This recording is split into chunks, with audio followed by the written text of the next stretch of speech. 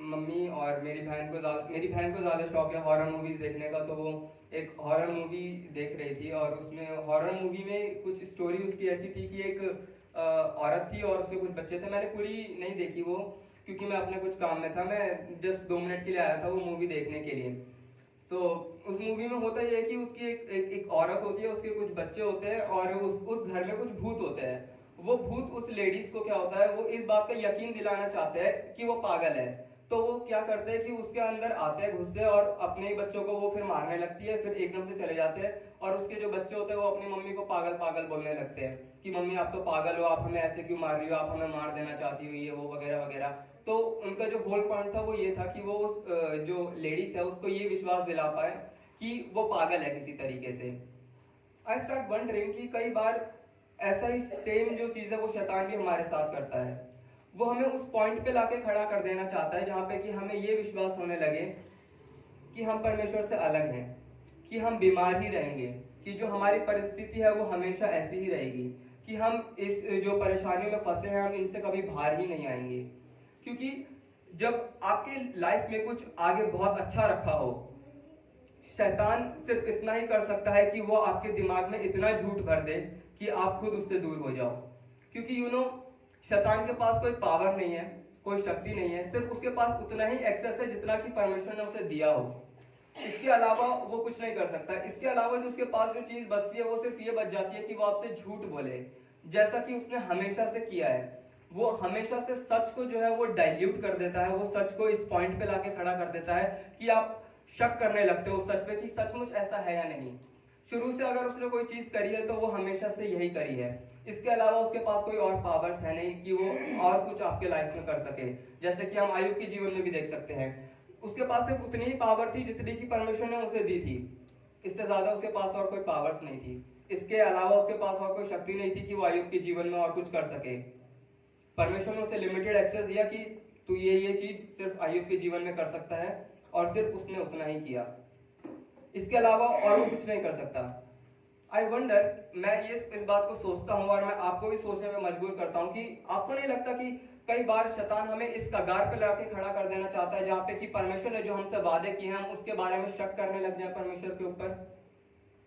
अगर परमेश्वर ने कहा है कि तुम मेरी धार्मिकता हो, तो वो हमें इस पॉइंट पे लाके खड़ा कर देना चाहता है कि हम ये विश्वास करने लगे कि हमसे बड़ा कोई पापी नहीं है।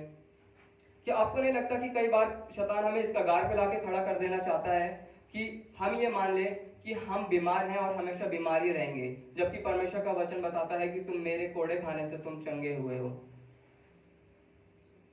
क्या आपको नहीं लगता कि शैतान हमें फोर्स करता है और सिचुएशंस को और परिस्थितियों को इस तरीके से वो बदल देता है कि हमें लगने लगता है कि हाँ, जो हमारे साथ हो रहा है यही हमारी फाइनल डेस्टिनी है, यही हमारी आखिरी मंजिल है और यहीं पे हम हर चीज खत्म करने वाले हैं।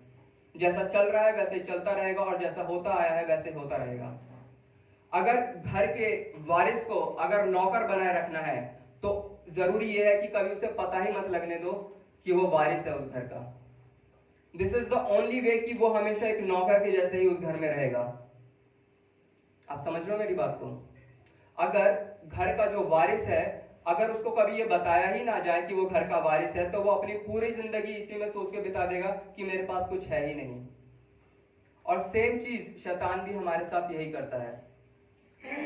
हम वारिस हैं परमेश्वर की हर एक आशीषों के, हम वारिस हैं उसकी हर एक आशीषों के, और वो हमें इस सच को वो इतना डाइल्यूट कर देता है परिस्थितियों के थ्रू कि वो चाहता है कि हम वहां तक पहुंचे ही नहीं। हमें वो पता ही नहीं लगने देना चाहता कि हमारे लिए परमेश्वर ने रखा क्या है। क्योंकि फर्स्ट ऑफ ऑल हमारे पास इतना टाइम नहीं होता कि हम मेडिटेट कर पाए, हम ध्यान दे पाए उन वादों के ऊपर जो कि परमेश्वर ने हमसे कहे हैं। इसलिए शैतान मौका पाके जो हम ऑलरेडी जानते हैं उन चीजों को भी जो शैतान है वो डाइल्यूट कर देता है। हमारे पास बहुत कम टाइम होता है परमेश्वर के लिए और परमेश्वर के वचनों के लिए। ये मैं सिर्फ आपके लिए नहीं कहूंगा, क्योंकि अब मैं भी जॉब करने लगा हूं तो इन चैलेंजेस को मैं भी फेस करता हूं कि कई बार टाइम नहीं मिल पाता कि जैसे कि पहले फ्री टाइम होता था तो वचन पढ़ना एकदम और प्रार्थना करना इतना ज्यादा एक्सेस रहता था। अब उतना नहीं होता क्योंकि सुबह जाना फिर उसके बाद आना, बहुत हम थक जाते हैं।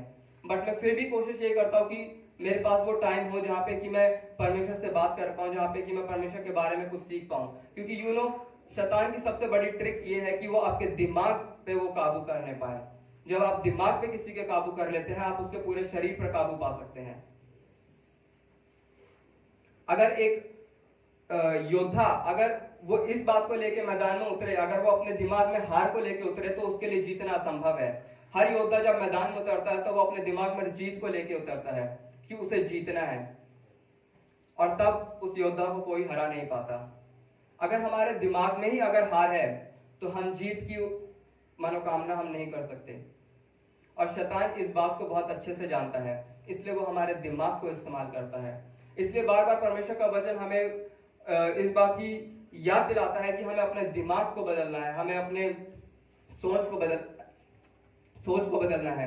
जैसे कि रोमियो उसका 12 में परमेश्वर का वचन कहता है, इसलिए हे भाइयों, मैं तुमसे परमेश्वर की दया स्मरण दिलाकर विनती करता हूं कि अपने शरीरों को जीवित और पवित्र और परमेश्वर को भावता हुआ बलिदान करके चढ़ाओ, यही तुम्हारी आत्मिक सेवा है। इस संसार के सदृश न मानो, परंतु तुम्हारे मन के नए हो जाने से तुम्हारा चाल चलन भी बदलता जाए, जिससे तुम परमेश्वर की भली और भावती और सिद्ध इच्छा अनुभव से मालूम करते रहो। यहाँ पर मन लिखा है इंग्लिश वर्जन में, और ओरिजिनल वर्जन में यहाँ पर दिमाग लिखा हुआ है।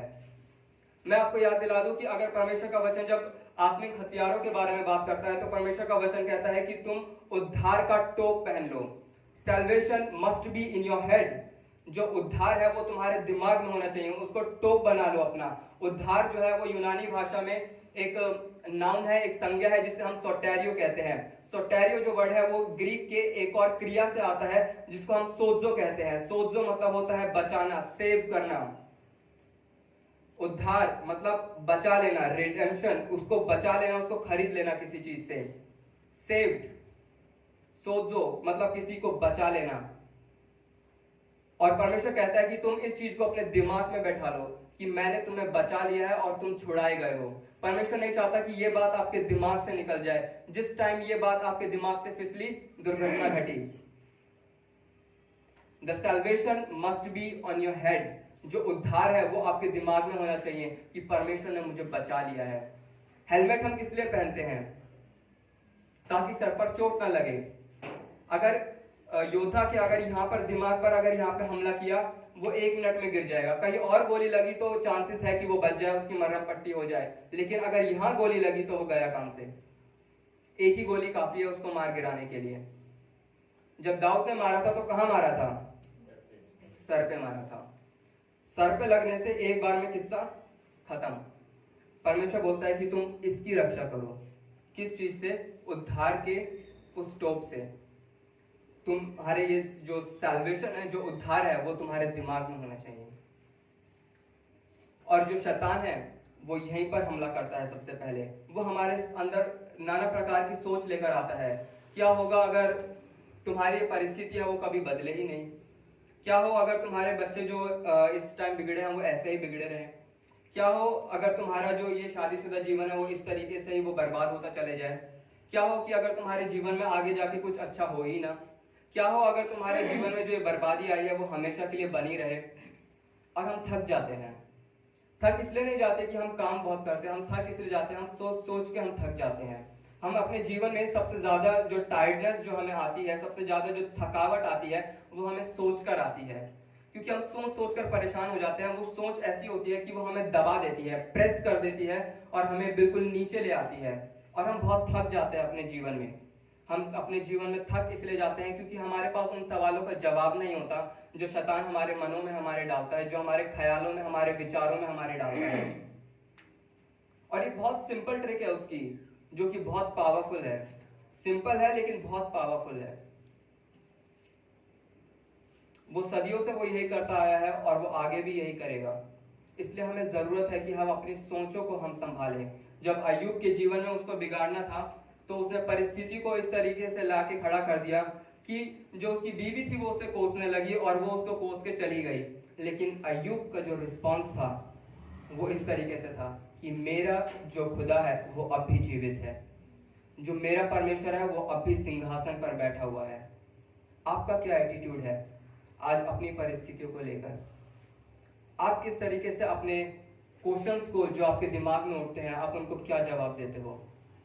क्या हर ख्याल परमेश्वर की ओर से होता है? क्या ऐसा नहीं हो सकता कि कुछ ख्याल शैतान आपके दिमाग में ला रहा हो? कि ऐसा नहीं हो सकता कि शैतान आपको प्रेस कर रहा है उन चीजों को सोचने के लिए ताकि आप हमेशा मजबूर ही रहो, ताकि आप हमेशा परेशान ही रहो, ताकि आप खुश ही ना रह सको। ऑब्वियसली ऐसा होता है। बहुत से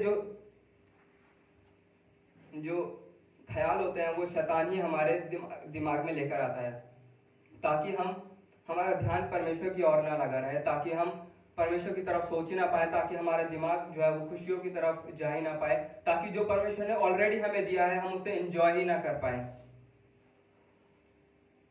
और यही होता है।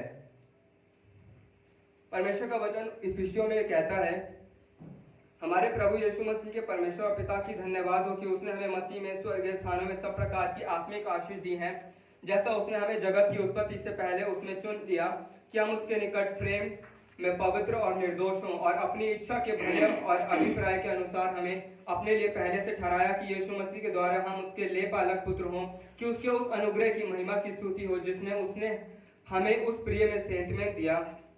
हमको उसने उसके लहू के द्वारा छुटकारा अर्थात अपराधों की क्षमा उसके उस अनुग्रह के धन के अनुसार मिला है, जिसे उसने सारे ज्ञान और समझ सहित हम पर बहुतायत से किया। परमेश्वर का वचन यहाँ पे बात कर रहा है आत्मिक आशीषों के बारे में। परमेश्वर का वचन यहाँ पे कहता है, हमारे प्रभु यीशु मसीह के परमेश्वर और पिता का धन्यवाद हो कि उसने हमें मसीह में स्वर्गीय स्थानों में सब प्रकार की आत्मिक आशीष दी है। आपको लगेगा सिर्फ आत्मिक आशीष तो दी है, इससे मेरा क्या फायदा होने वाला है? जो आत्मिक चीजें होती है वो हमेशा बनी रहती है। जो ये चीजें हैं जो कि आज आप अपनी आंखों से देखते हो वो बहुत जल्दी चली जाएंगी। जिस चेयर को, जिस कुर्सी को आज आप देखते हो, जिन्हें आप अपनी फिजिकल आंखों से देख सकते हो, विच आर टेंजिबल, जिन्हें आप महसूस कर सकते हो, देख सकते हो, टच कर सकते हो, ये सारी चीजें एक ना एक दिन खराब हो जाएंगी, एक ना एक दिन ये नहीं रहेंगी। इसलिए परमेश्वर का वचन बोलता है उन चीजों के लिए जो कि इटर्नल है, जो कि हमेशा हमेशा के लिए बनी रहेंगी। इसलिए परमेश्वर का वचन बोलता है कि उसने हमें आत्मिक आशीष दी है। हमेशा याद रखिए, परमेश्वर जब भी वचन में बात करता है वो हमेशा अबंडेंस की बात करता है। परमेश्वर बहुतायत की और फर्स्ट क्लास की बात करता है। हम हमेशा थर्ड ग्रेड की बात करते हैं। हम हमेशा बात करते हैं उन चीजों की जो कि बहुत परमेश्वर जी ने मतलब नीचे लेवल का मानता है। परमेश्वर उन चीजों की चिंता ही नहीं करता और हमें बोलता है कि तुम भी उन चीजों की चिंता मत करो, क्योंकि वो तो मैं तुम्हें ऐसे ही दे दूंगा। सो परमेश्वर का वचन जब भी बात करता है, ऑलवेज नो कि बहुत बड़ी चीज की बात की जा रही है जिसको कि आप खरीद नहीं सकते खुद से। ये सारी चीजें तो आप खरीद सकते हो, लेकिन वो सारी चीजें आप खरीद नहीं सकते। हमारे प्रभु यीशु मसीह के परमेश्वर और पिता का धन्यवाद हो कि उसने हमें मसीह में स्वर्गीय स्थानों में सब प्रकार की आत्मिक आशीष दिया, और उसने हमें जगत की उत्पत्ति से पहले उसने चुन लिया कि हम उसके निकट प्रेम में पवित्र और निर्दोष हों। जैसा कि हम जानते हैं कि हमने परमेश्वर को नहीं चुना, परमेश्वर ने हमें चुना है। तो आधी प्रॉब्लम तो यहीं पे खत्म हो गई, क्योंकि हमने परमेश्वर को नहीं चुना, परमेश्वर ने हमें चुना है। उसने हमारा हाथ पकड़ रखा है, ना कि हमने परमेश्वर का हाथ पकड़ रखा है। और यहाँ पे इंटरेस्टिंग चीज यह है कि परमेश्वर का वचन यहाँ पे जब भी बात करता है वो बोलता है कि उसमें, अपने पुत्र में उसने हमें उन सारी चीजों को दिया है। जब तक आप परमेश्वर में हो तब तक आप उन हर एक आशीषों के हकदार हो, जो कि जिन चीजों का हकदार यीशु मसीह है। कि आप अपने आप को देखते हो तो आपको एक बार को लगता है कि मुझे ये वाली चीज नहीं मिलनी चाहिए, या फिर मुझे ये आशीष नहीं मिलनी चाहिए। आप एक बार यीशु मसीह को देखिए और ये सोचिए, क्या ऐसी कोई चीज है जो कि यीशु मसीह को नहीं मिलनी चाहिए? क्या ऐसी कोई आशीष है जो कि यीशु मसीह को नहीं मिलनी चाहिए, जो कि परमेश्वर को उसे नहीं देना चाहिए? चलो एक बार तो मैंने मान लिया कि हम तो गलती करते हैं, राइट। हमारे दिमाग में जो कई बार जो थॉट आता है वो यही आता है कि मैंने ये गलती करी है तो परमेश्वर मुझे ये वाली चीज नहीं देगा, राइट। या फिर मैं अच्छा नहीं हूं इसलिए मुझे जो जीवन साथी दिया है वो इस तरीके का दिया है। अगर मैं बहुत अच्छा होता तो मुझे एक अच्छा जीवन साथी मिला होता, बहुत सुंदर जीवन साथी मिला होता, या फिर और भी हाई ग्रेड का मिला होता, या फिर मुझे जो आशीष मिली होती वो और भी अच्छी मिली होती। मैं इस छोटे घर में रह रहा हूँ क्योंकि शायद मैंने कुछ गलती करी है। एक बार सोचिए, क्या ऐसी कोई चीज है जो कि परमेश्वर यीशु मसीह को नहीं देगा? यीशु मसीह ने तो कमाल कुछ नहीं किया, वो तो पवित्र है, हमसे ज्यादा पवित्र है। क्या ऐसी कोई चीज है जो कि परमेश्वर यीशु मसीह से रख छोड़ेगा? नहीं, ऐसी कोई चीज नहीं है जो कि परमेश्वर यीशु मसीह से नहीं रख छोड़ेगा। अगर हम ये सोचते हैं कि एक बार को परमेश्वर कोई चीज मुझे नहीं देगा, आप एक बार को ये सोचिए कि क्या ऐसी कोई चीज है जो कि परमेश्वर यीशु मसीह से नहीं छोड़ेगा? और अगर वो चीज परमेश्वर यीशु मसीह से नहीं छोड़ेगा तो परमेश्वर उस चीज को आपसे भी नहीं रखे रहेगा, क्योंकि परमेश्वर का वचन बोलता है कि जब हम उसमें हैं तो हमें उन हर एक आशीषों का हकदार है, जो जिन चीजों का हकदार यीशु मसीह है।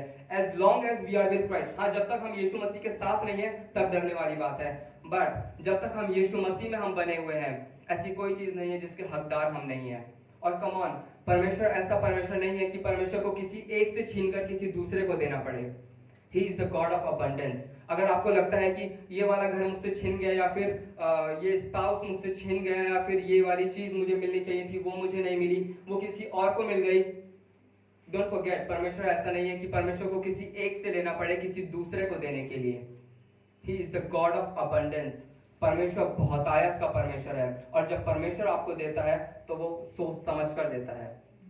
परमेश्वर आपको वर्ल्ड्स बेस्ट नहीं देता, मैं इस बात पे स्ट्रेस करना चाहूंगा। परमेश्वर आपको वर्ल्ड्स बेस्ट नहीं देता, दुनिया का सबसे अच्छा नहीं देता।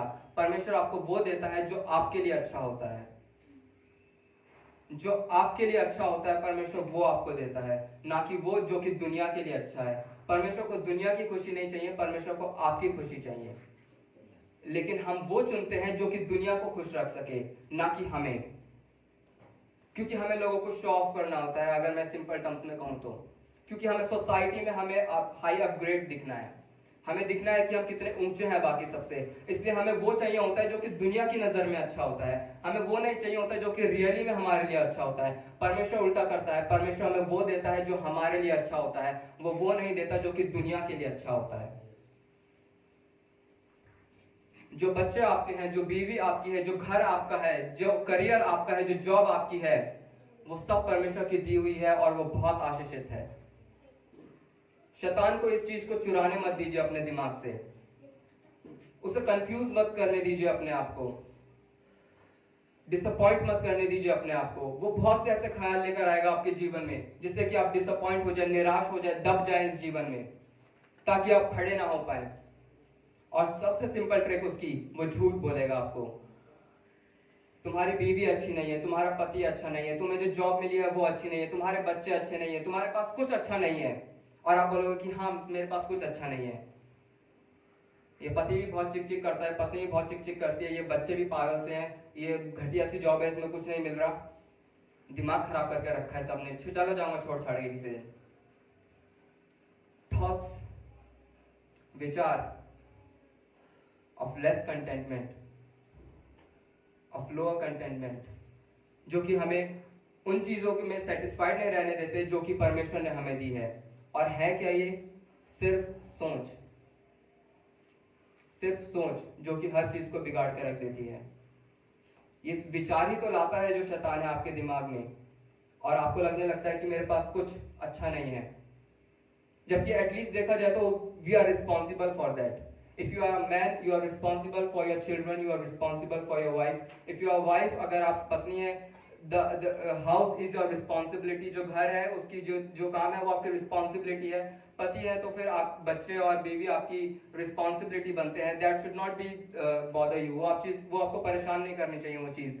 But enemy brings these things. जो शैतान है वो इन चीजों को दिमाग में लेकर आता है ताकि हम डिससेटिस्फाइड हो और कोसे परमेश्वर को, और हम उन चीजों से दूर भागे जो कि परमेश्वर ने सचमुच हमारे लिए आशीष के लिए रखी है। याद रखिए मैंने जो बात सबसे पहले कही थी, अगर घर के वारिस को अगर हमेशा नौकर बनाए रखना है, उसे कभी मत पता लगने दीजिए कि वो वारिस है वो घर का। शैतान भी आपको कभी पता नहीं चलने देना चाहता कि आपके जीवन में, आपके शादीशुदा जीवन में 2 गुना आशीष है आगे जाके, आपके करियर में आगे जाके 2 गुना आशीष परमेश्वर आपको देने वाला है।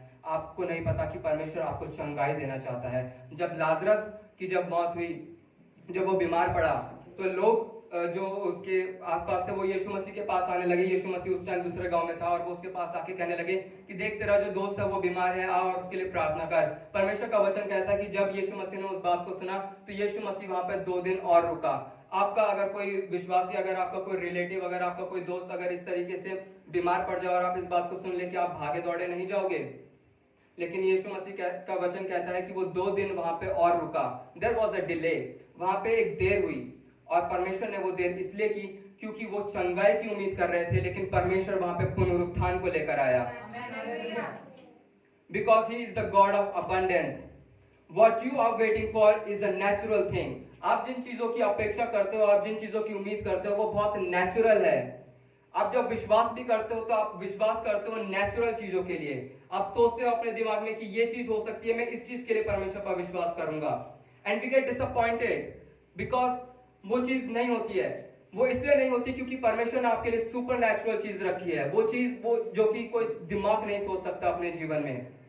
सारा जब वहां से निकली थी, जब हरान देश से अब्राहम निकला था 75 इयर्स की उम्र में, 80 साल की उम्र में भी परमेश्वर उसे इसहाक को दे सकता था। परमेश्वर ने 100 साल में उनको दिया क्योंकि परमेश्वर इस बात को प्रूव कर देना चाहता था कि मैं वो परमेश्वर हूं जिसके लिए हर चीज संभव है। इंसानों से कुछ नहीं हो सकता, लेकिन मेरे से सब कुछ हो सकता है। We think in the natural, God thinks in the supernatural। हम जो है वो बहुत नेचुरल में सोचते हैं, परमेश्वर सुपर नेचुरल में सोचता है। हम यहां सोचते हैं, परमेश्वर वहां सोचता है। मत भूलिए, परमेश्वर का वचन कहता है कि तुम्हारी सोच में और मेरी सोच में जमीन और आसमान का फर्क है। वी कैनॉट इवन कैलकुलेट, हम इस बात को कैलकुलेट भी नहीं कर सकते कि परमेश्वर ने हमारे लिए क्या रखा है। बट आई एनकरेज यू, मैं आपको ये उत्साहित करूंगा इस बात से, be like Job, be like Ayyub के जैसे बने। माय रिडीमर लिव्स, मेरा जो छुड़ाने वाला है वो अब भी जिंदा है। इसी उम्मीद के साथ वो जीवन उसने अपना काटा। वो बीमार में था, उसके सब कुछ छोड़ के चला गया, उसकी प्रॉपर्टी जायदाद, it was all devastated, but he just proclaims my redeemer lives, मेरा जो छुड़ाने वाला है वो अब भी जिंदा है। And he got the double portion. Ayyub को पहले से 2 गुना आशीष मिली। परमेश्वर का वचन कहता है कि उसके जैसे सुंदर जो बेटे और बेटियां थे उस टाइम में कोई नहीं थे, उनसे ज्यादा कोई सुंदर नहीं था। उसके पास जितनी प्रॉपर्टी थी परमेश्वर ने डबल रेस्टोर किया उसको। How you are keeping your attitude today? आप अपने एटीट्यूड को इस टाइम किस तरीके से रख रहे हैं? That defines all. ये सारी चीजों को एक परिभाषा देता है, एक अलग ही एक मोड़ देता है। आप अपने जीवन में इस टाइम क्या सोच रहे हैं? आप किस तरीके से उन विचारों को अपने ऊपर हावी होने दे रहे हैं? आप अपने विचारों को आप एनालाइज कीजिए। आप किन चीजों को सोच रहे हैं, क्यों सोच रहे हैं, किस वजह से सोच रहे हैं? क्या वो आपको सोचना चाहिए या नहीं? Think about what you are thinking about. उस बारे में सोचिए जो आप सोच रहे हो। क्या जो आपके दिमाग में जो सोच आ रही है, जो विचार आपके दिमाग में आ रहे हैं, आर दे लेजिट? क्या वो लेजिट है? क्या बनता है उन चीजों को सोचना? प्रार्थना कीजिए परमेश्वर से। डोंट बी वैसे इंसान मत होइए कि जब आपको दिन में आधा 1 घंटा मिलेगा, फ्री का मिलेगा, तभी आप परमेश्वर से बात करेंगे, तभी आप वचन करेंगे, तभी आप प्रार्थना करेंगे। B with God every time. परमेश्वर के साथ हर समय रहिए। चाहे आप बस स्टैंड पे, God please be with me, give me your spirit. परमेश्वर मुझे आप अपने पवित्र आत्मा दीजिए, मुझसे बातें कीजिए। Whenever you are alone, you might not have a free time. Sometimes I don't have a free time. मेरे पास कई बार फ्री टाइम नहीं होता, लेकिन कई बार मेरे पास इतना टाइम होता है कि मैं 5-10 मिनट जाके अपने जहाँ पे मैं काम करता हूँ वहाँ की टेरेस पे जाके मैं घूम सकूँ। I have that time. I don't have 1 hour. मेरे पास 1 घंटा तो नहीं है, लेकिन मेरे पास 15 मिनट है ऐसे छत पे घूमने के लिए। I utilize that. You utilize that. आप भी यूटिलाइज कीजिए। ये मत सोचिए कि जब आपको दिन में आधा 1 घंटा सेपरेट मिलेगा तभी आप परमेश्वर के साथ वचन और प्रार्थना करेंगे। जब भी आपको टाइम मिले, यूटिलाइज इट, उस चीज को इस्तेमाल कीजिए। परमेश्वर के साथ एक संबंध बनाइए। परमेश्वर के अलावा हमारी शरण और कहीं नहीं है। जैसे कि दाऊद कहता है कि हे यहोवा, तेरे अलावा मेरी शरण और कहीं नहीं है। Nobody can really feel me secure. मुझे और कोई सिक्योर फील नहीं करा सकता। If someone, then it's you. अगर कोई मुझे करा सकता है तो वो सिर्फ आप हो। We have nowhere to go. हमारे पास परमेश्वर के पास जाने के अलावा और कोई ऑप्शन नहीं है। He is not option, he is a necessity. परमेश्वर कोई चुनाव नहीं है जिसे कि आप चुनेंगे। परमेश्वर आपकी नेसेसिटी है, वो आपके लिए जरूरी है। So I encourage you कि आप सोचिए कि आप किन चीजों को सोच रहे हैं, कि आपको सोचना चाहिए। कहीं ऐसा तो नहीं है कि शैतान आपके दिमाग को सिर्फ भर रहा है एक गार्बेज जैसे, कूड़े जैसे, ताकि आप उन चीजों को ना सोच पाए जो कि आपको सचमुच सोचनी चाहिए।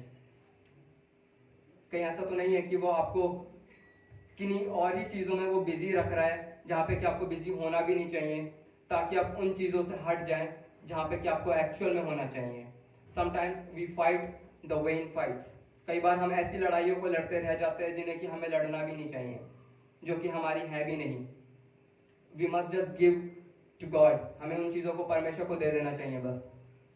But sometimes we are busy fighting those fights, कई बार हम उन लड़ाइयों को लड़ते लड़ते बहुत बिजी हो जाते हैं जो कि हमारी है भी नहीं, और हम उन लड़ाइयों को नहीं लड़ पाते जिन्हें हमें एक्चुअल में लड़ना चाहिए। थिंक अबाउट, मैं आपको नहीं बता सकता कि आप ऐसी कौन सी लड़ाई लड़ रहे हैं, but surely God will tell you, परमेश्वर आपको बता सकता है। So I encourage you with these things, spend time with God and be with God, think about what you are thinking about, आप सोचिए उन बारे में कि आप किन चीजों को सोच रहे हैं। परमेश्वर आपको इन वचन से आशीष दे।